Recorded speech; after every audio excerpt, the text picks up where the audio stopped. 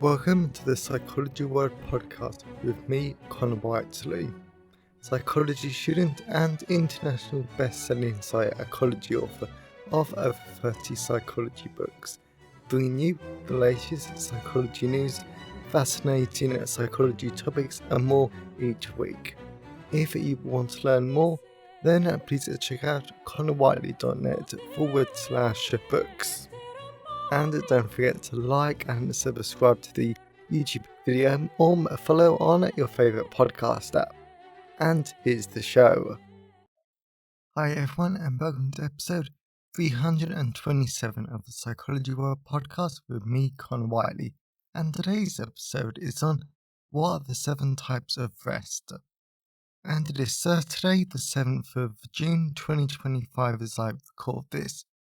So today's podcast episode is a lot of fun, and this is absolutely critical to know about, because whenever we tend to think about rest and how to prevent physical exhaustion and burnout, we always tend to think about sleep and physical rest.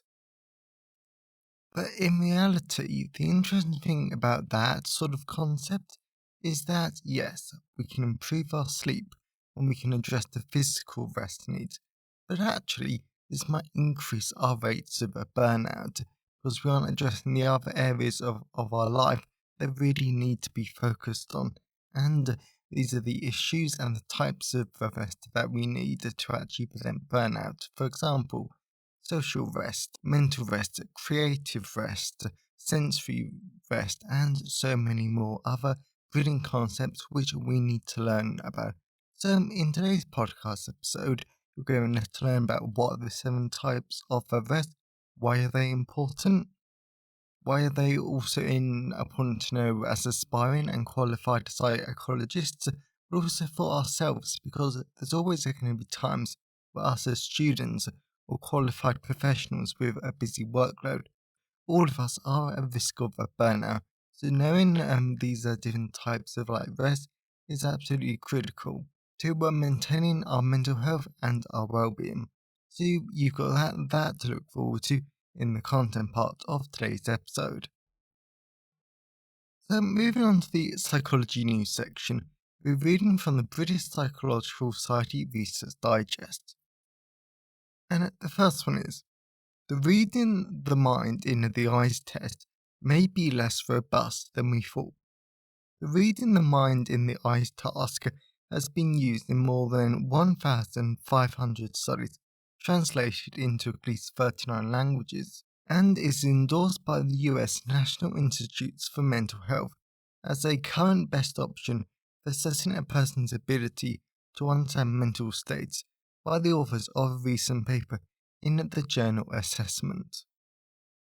However, concerns have been raised recently over the validity of the test when DC Higgs at the University of Melbourne and colleagues now present the results of a further analysis that they say cast doubt over the test's usefulness.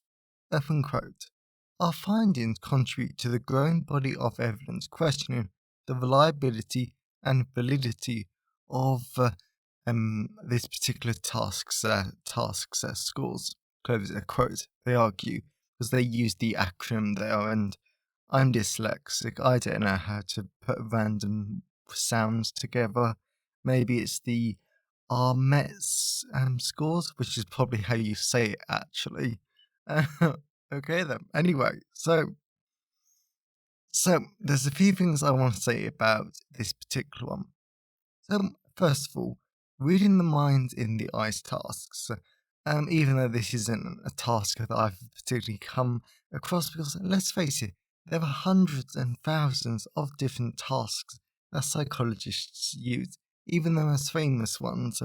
As well, unless they're really famous in the UK, I probably haven't heard of them. But I do agree with the basic premise of this article. If something is really famous, if something is really being used in psychology, we've got to validate it. We've got to make sure this is being psychometrically validated. Now, I'm not saying that this task hasn't, because of course it has. I think if I did a quick Google Scholar search, I could probably find quite a few articles. but for a particular test to have been used in over 1,500 studies, been endorsed by the US Institute of Health, and for it to be translated into at least 39 languages, it's been around quite a while. It's probably been around since pre-replication crisis, which I know I always go back to that for right or wrong, but our statistical methods and the methods that we used in psychology, also same though for other social sciences and the hard sciences like biology and chemistry and physics, just wasn't very robust compared to modern standards. And of course, as time goes on, we create new methods, we learn more, so we're able to test them more reliably, we're able to apply new findings to older research, etc. So this is why we've always got to be continuously validating, testing, seeing if the older stuff is actually as great as we think, because psychology is a science, and science has always got to be moving forward. And if something isn't as scientifically valid as we used to think it is, then it's got to be dropped. We've got to create some new, empirically valid, etc. So it's good that we're doing this research. And I just want to say that if the reading the mind in the eyes task isn't valid anymore, we've got to drop it. Psychology is a science. So the next one is: autistic traits may aid learning in the face of failure. Most people will learn better through success than a failure. However, the authors of a new study in the British Journal of Psychology point out we inevitably experience many failures in life. Given that failure can discourage many of us from continuing on the path to achieving our goals, understanding the factors that might make people better able to cope with this kind of negative feedback is important. In their study, Wing-Won Chang at Shanghai Normal University and their colleagues identified one such factors. They observed that in a learning task, students with relatively high levels of autistic traits were more resilient to negative feedback than students who were lower in these traits. So, first of all, I just want to address one of the big points of this study. Students with relatively high levels of autistic traits. I've not read the paper, so of course this is probably in error, but I just want to make sure that, and I just want to mention to people that the whole idea of these functioning labels, I have done a podcast episode on this. The whole idea of low functioning autism and high functioning autism is not a helpful distinction. It's not valid whatsoever by the autistic community. So I just want to jump on that soapbox quickly. But jumping off the soapbox, something I did find quite good about when I was reading this article was that when I was reading it, I was thinking none of this actually applies to me personally.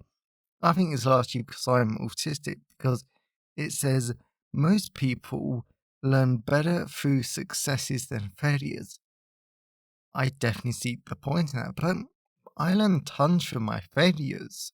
Like if I fail a test, for example, well, I definitely learn what I need to revise, for example. But also, if it's like a business a failure, a social failure, a failure in a relationship, a failure with a housemate or something, I can learn tons from them. From them, though, I can learn what I need to improve, or if I want to become better. And that's something that requires a bit of like self-awareness. So I don't know, and to be honest, I think if it's something I care about, I always go forward. I always continue the path towards achieving my goals, because I want this. Doesn't matter if I fail, I can just like get better. Like, oh my goodness, like if I gave it up during the second year of my undergraduate degree because I couldn't nail academic writing, I wouldn't be standing here today. I wouldn't be doing my master's if I gave up after doing the ethics application for my latest study. Oh my god, that is like I've actually got to write the master's reflection for one of my books about that study because this study on microaggressions, if it has gone wrong once, it's gone wrong a million times. There's not been a single stage of this study which has not had any errors in. Some of it on my part, quite a few of them, have been because I'm a bit of a numpty at times, but other times it's actually had nothing to do with me. But that might be a future podcast episode. But I just want to say here that if you do encounter failure, learn from it. Like not so much enjoy it, but focus on it. Try and learn from it. Just you can do better next time and keep going forward. So much of life, I think, is you only actually fail if you give up. That is something I believe in 100%. So the final one is, when is it time to walk away from someone you intend to marry? According to a new study from Kalen Mung and colleagues, which explored advice given to Reddit users in that exact situation, they found 4 key questions we tend to ask when considering breakup, such high-stake commitments. And I'm just going to read a few of them. Where is the line between cold feet and existential dread? Is feeling stagnant just part of long-term relationships, or is it settling? Do 1 or 2 instances of bad behaviour undo all the good in a relationship? The relationship used to be better than this. Will it ever go back? Oh wow, okay then. And then I will just read the key takeaway bit, which is at the bottom of this blog post. Open quote. Reddit users were an incredible resource for studying doubts because we got to see how people dealt with them in real time. From an outside perspective, we were able to conclude that doubts demand attention, especially in the lead up to a life-changing decision. Examining doubts, talking to people you trust, and seeking professional guidance can only serve to help you gain more clarity to either move forward with a confidence or make a well-timed pivot.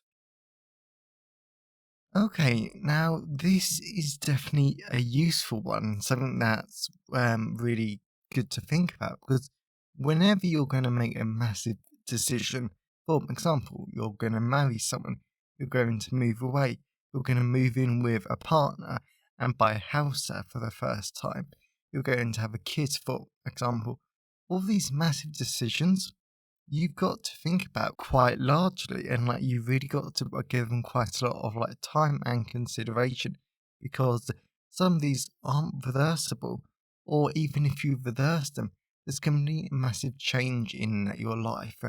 So listening to any doubts you have and addressing them is really important. So really think about it.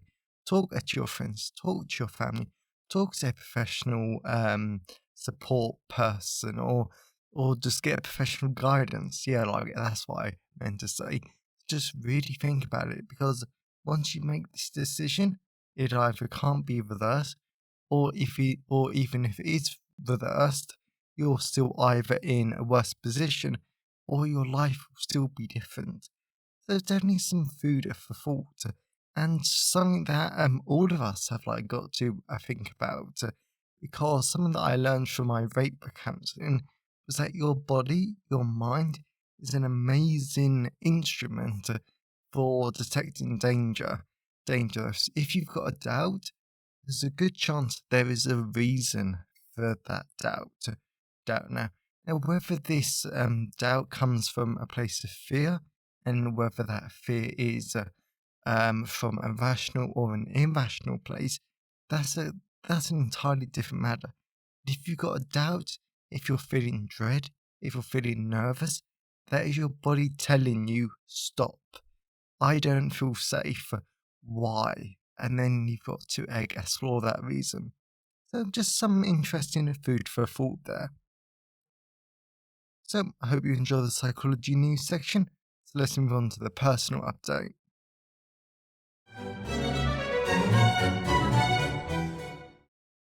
So moving on to the personal update.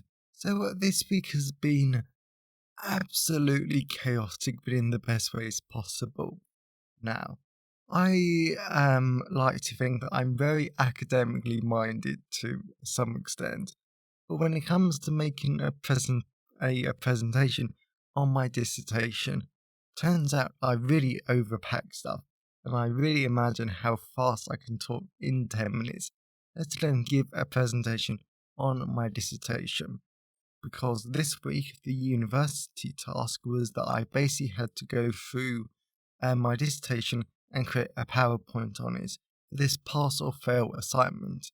Now I actually quite enjoyed it, and the video, even though it's very much me, so there is like some stuttering in it, and it's not the most professional or polished thing, because this was a pass or fail assignment.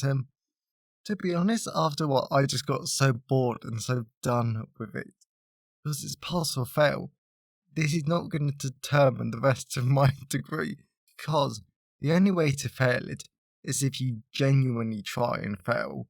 Like, even if you give the worst presentation ever, you will probably still pass.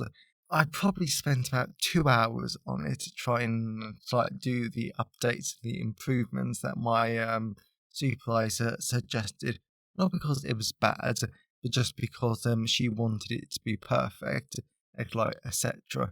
It got to that point, and I was just like, yeah, I am so bored with this. I'm so done with it. I could easily spend another half an hour on this one particular improvement, which I am going to have to do at some point, but I just cannot be asked this. So I've recorded it, edited it, and then the issue came up with the file size and trying to upload the files. That was a nightmare. No joke. It probably took an hour just to upload the files. But the university system and the university website did not want to accept these files. Thankfully, they did, and everything worked out fine. But it was a learning experience too. And then what else have I been up to with this week? Well, I've been doing lots of different bits and pieces, and basically none of it psychology related, so I won't go in that too much depth here. But one thing that I did do was on a Tuesday, and also a Thursday. The Tuesday I was working an outreach event for my university, which I gave another transhumanism talk as a part of the Future Human Days. So basically a bionic upgrades, and basically what will future humans look like if they will upgrades, like a bionic arms, exoskeletons, etc. And I love that talk, one, because it's the only talk I've ever done, and I've done it 10 times now, which is basically so much so that the woman at Outreach who's actually responsible for these days has basically said that it's my specialist now. And it's actually quite interesting because now that there's a new format, I'm actually able to critically think a lot more. So it's a lot of fun, and you can actually go in professor mode about it and try and point out the economic inequality bits about it. So I might actually do a podcast episode or something on transhumanism in the future, because it is interesting, and there are some behavioural aspects to it which I would like to explore more. So on Thursday, I know that I've spoken before about on the podcast that I used to do reading support at a local school. So I would like to support 11 and 12-year-olds with their reading. I would read with them and sit with them, try and improve their reading abilities with my other ambassadors. So on Thursday there was a celebration of them, everyone who took part in the program. And this one kid, he was saying goodbye to me, and he almost cried, bless him, which was so lovely because he's a lovely kid. I wish him all the best. This kid's just amazing, and he's so nice. But I had such a big impact on him. He was really upset that he was never going to see me again, which was a shame. And the reason why I'm telling you about that is that as an aspiring or qualified psychologist, there will be days where you're like, oh my god, why do I do this at work? I'm not making any sort of impact. I'm just seeing these people, etc., etc. Your inner critic will tell you all sort of lies, but you really are making an impact. So I just want you to remember that. And as always, I always love to hear your thoughts and feelings on today's episode. So you can always email me, connorwiley@connorwiley.net. You can always leave a comment out of the show notes at connorwiley.net/podcast. And you can always tweet me at sci-fi Wiley or leave a comment on the Facebook post or LinkedIn post. And as always feel free to send pictures of where you're listening from. I always love to see where everyone's listening from all over the world. And I always love to hear from all of you because it really helps make the podcast feel more like a conversation. So today's episode has been sponsored by Introduction to Psychotherapies, a clinical psychology introduction to different forms of psychological therapy. So this is an absolute brilliant sponsor for today's episode because I flat out love this book because it really does dive into a lot of fascinating, easy to understand and engaging forms of a psychological therapy. So yes, we cover the basics, for example, psychodynamic therapy, family therapy. We also talk about cognitive behavioural therapy, but we also talk about lots of other interesting forms of therapy, which we never tend to talk about, whether it's in our lecture videos, our textbooks, or on the podcast itself. For example, imager therapy, the different forms of couples therapy, attachment-based therapies, and so many other brilliant of therapy, because I think there's over 23 different forms of psychological therapy in this book. So I really do recommend it because this great, easy to understand book gives you a really good deep dive into the different forms of psychological therapy that are out there. So that's the Introduction to Psychotherapies, a clinical psychology introduction to the different types of psychological therapy, available from all major ebook retailers, and you can order the paperback and the large print version from Amazon, local bookstore or local library if you request it. And at some point the audiobook will be available, narrated by artificial intelligence, which I will actually get on to at some point, and that will be available in all of the usual places too. So whilst buying books helps support the creation and the editing of the podcast, my time is sponsored by my wonderful patrons.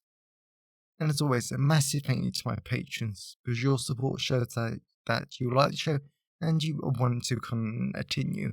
And this week I've uploaded a whole bunch of different podcast episodes, a blog post for you to enjoy and have early access to. So if you want access to tons of great blog posts which won't be made into podcast episodes for weeks, months, or even years, I think at this point there's over 60 egg exclusive ones which you can have access to, then please head on over to patreon.com/the Psychology World Podcast. And if you want to support the podcast on a one-off basis, then now you can at buymeacoffee.com/ConnorWhiteley. So that's now for the personal update. Let's move on to the content part of today's episode.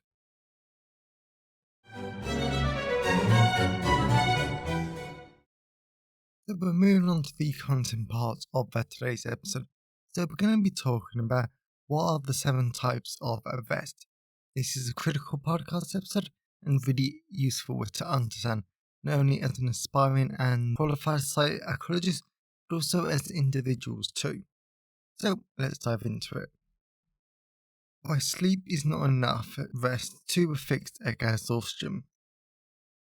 Whilst there will be times that clients simply need to improve their sleep to be able to improve their mental health and feel less exhausted, it's important to know and acknowledge that there will be a lot of times when only focusing on sleep might increase our burnout because we are ignoring the other areas of our life and that we need to manage. For example, the other week when I was burnt out, I wasn't so much physically exhausted, but I was mentally and socially too. This is why it's important to learn about the 7 types of rest. And as aspiring and qualified psychologists, we need to be aware of the 7 types so we can practice self care. Whether it is a lot of coursework, a lot of exams, or a hectic workload in the mental health service that we work in, there will be times when we are burnt out. Yet being aware of these 7 types of rest allows us to be mindful and practice self care so we can better manage our energy levels and prevent burnout. Equally, it's important for us to be aware of the 7 types so that we can help our clients share this knowledge with them and understand why they still feel exhausted even when we've worked with them to improve their sleep hygiene. What is mental rest?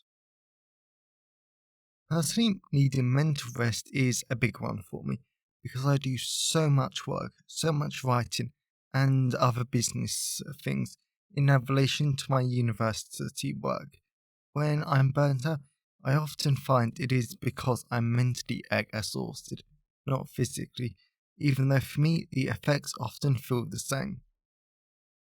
As a result, when it comes to mental rest, this highlights that we all know that sleep is restorative, but it can never feel like enough, as well as relying on coffee to get you through the day isn't healthy, and in the long term, it can increase and maintain your racing thoughts, mental processes, and worries. This only increases your mental exhaustion too. To combat mental exhaustion, author and MD Dalton-Smith recommends that people take short breaks throughout the workday, or they should journal before bedtime. This helps their clients to quieten down their mental chatter, and they can practice thought diffusion as well. This is where clients simply let their thoughts flow in and out of their minds and allow the thoughts to pass without placing any pressure on the thoughts to go faster or slower. Personally, I am getting so much better at embracing mental rest because I cannot keep doing hundreds of things a week consistently because that only leads to a burnout. So to combat this, I make sure that I take breaks throughout the day. I keep my work varied so I can still be interested and excited about it. And always around 6 to 8 in the evening, I have an extended break where I have dinner and I allow myself to watch mindless TV like The Big Bang Theory because I don't need to focus on it and my mind can just relax. So I didn't include this in the blog post, but tonight what was I watching? I was watching Miranda on the BBC, which is a brilliant comedy show from the early 2010s, and it's just mindless telly.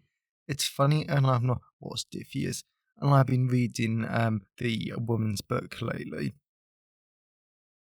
Also, if I'm starting to feel overwhelmed and I'm approaching mental exhaustion, I readdress and redo my to-do list to strip it back to help it stop draining my mental energy. What is social rest? So, I know the idea of social rest is relatively common in society, but often I feel like we overlook it, and we also overlook our personal needs when it comes to social rest. There is such a focus in our social world to always going out with our friends, our workmates, and never saying no to these social activities. Sometimes this is out of fear of missing out, other times this is because we don't want our friends or the people from work thinking that we're antisocial or we don't like them. And we all know that we can only say no so many times before our friends and other people stop asking us. However, if you're constantly going out with your friends, family members, and the people from work, then you will get burnt out and you will feel socially exhausted. This is why it's important to understand whether you get your energy from other people, like an extrovert, or whether you get your social energy from being alone, introvert. Understanding these two basic concepts helps you to understand your own unique social battery and how you need to recharge it. This is an important conversation to have with your partner, friends, and other loved ones because people have different thresholds of sociability. One person in your relationship might love a partying for 3 hours, and that's a firm limit, but you might only just be getting started after 3 hours. Now, personally, I didn't include this in the blog post, but I'm going to mention it here. If I was at a party for 3 hours, one, that's a miracle. My limit can be about 1.5 to 2 hours at an actual party. I really don't like parties whatsoever. But going on to what I did say in the blog post, personally, whilst I am an introvert, and I find hours upon hours of social activities and interacting with other people day after day to be exhausting, my social battery isn't that limited, as I can easily manage talking and interacting with people. Yet at the last open day that my university had, I had to be social for 6 hours straight. But I had already been doing longer days of interacting with other people and giving talks to students. Now, giving talks and presentations that I find quite draining after a while because you've really got to perform it to some extent, especially when you stutter like I do. So I got home that afternoon and I was so exhausted that I couldn't move for hours. But there's my housemate who literally just got back from manning a stall at Canterbury Pride when I was writing this blog post. They said that after manning the stall for 3 hours, they were completely socially exhausted, which I don't blame them for whatsoever. Different people have different social batteries, and that's okay. Think about your own social battery and make sure you incorporate social rest into your life. What is emotional rest? So none of us can suppress our emotions forever, and I always strongly recommend that you don't hide your emotions and you always allow yourself to process them without judgment. I know from personal experience that you should always process your emotions, because if you don't deal with your emotions, they will continue to eat away at you and make you feel worse in the long run. A common example of this is when we're upset and someone asks, "How are you?" and we simply say, "We're fine." That is a total lie, and it doesn't help us because it is the suppression of our emotions, and this adds internal pressure to us.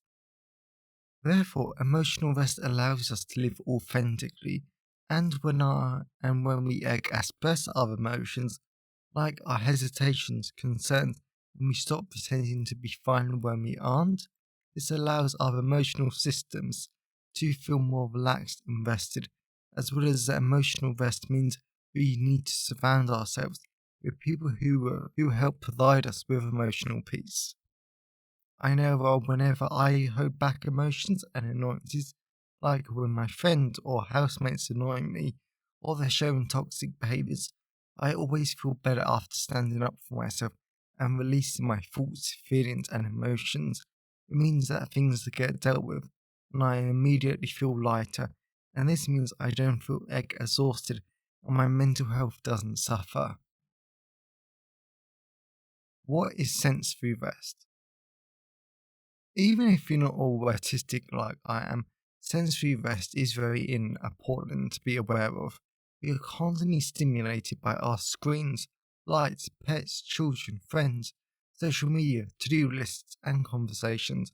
There's always more we could be doing, more things we could be exposed to, and it feels impossible to get away from the constant sensory experiences and stimulation. This can make us feel exhausted after a while because we are always being stimulated and our brain is always registering new inputs, new experiences, and new information, it can simply get too much at times. Therefore, when it comes to sensory rest, it's important to take part in intentional moments of sensory deprivation to help us recharge from being overstimulated. This is another reason why mindfulness and grounding techniques are so effective and improving our mental health, as they force us to be present in the moment and focus on particular things so we aren't overstimulated. In my experience, after living in on campus accommodation back in 2019, there was always noise, people running up and down the corridor, and some of my flatmates that wouldn't come home until 2 a.m. in the morning. As you can tell, I was not impressed with that. I do actively have quiet appreciation time when I just enjoy and focus on the quiet. I was without quiet for 6 months, okay? I I am so going to enjoy it now, and I really do. Like, the quiet's just amazing. As well as there are times when I practice mindfulness and focus on my surroundings, and this is even more true in nature, because I want to slow down and appreciate the understimulating world around me. What is spiritual rest? So, I'm not a religious or spiritual person, and I wasn't sure this type of rest could be useful to me, but our minds and bodies want spiritual rest, and this relates to connecting with something on a deeper level that is greater than ourselves. So, for some people, yes, this does mean God or whatever you believe in. But for other people like me, this means connecting to your local community and finding a sense of a purpose that way. For me, this might mean volunteering and working for organisations and groups that offer you a sense of a community through intention and acceptance. This is one of the reasons why I flat out love my outreach work through my university. I get to meet, interact, and support amazing students whilst doing a wide range of different activities. I get to work with children and young people from disadvantaged backgrounds to show them that no matter where they're from and their past history, university is an option for them if they want it. It was only 2 days ago that a kid who I've worked with for months almost cried as he said goodbye to me, so I've had such a massive impact on his life. That made me feel great, connected, and like I'm making a meaningful impact in the world. What is creative rest? If you work in a creative field like me, then creative rest is really important, since a lot of creatives often struggle with writer's block, creative fatigue, or they just get burnt out from problem solving and brainstorming new ideas. This is why creative rest is important, and you can do this by surrounding yourself with inspiration and take the pressure off of yourself that you have to do something with it. Just enjoy it. Whenever I read a book, I just focus on the story and enjoying the ride. I enjoy learning about the characters, plot, and the world. I don't know if a particular technique, scene, or phrasing will pop up in my own fiction, and that's okay. I fill my creative world by reading and experiencing the world with no judgment and determination that I have to use it. Another way to get creative rest is to simply step away from a project or problem for some time and allow your brain to recharge without pressure. This I've done a good few times, but sometimes creative projects are massive and overwhelming. I always feel better after taking a break. What is physical rest? So I left physical rest until last because it is the most well known, and I wanted to focus on the other types first of all.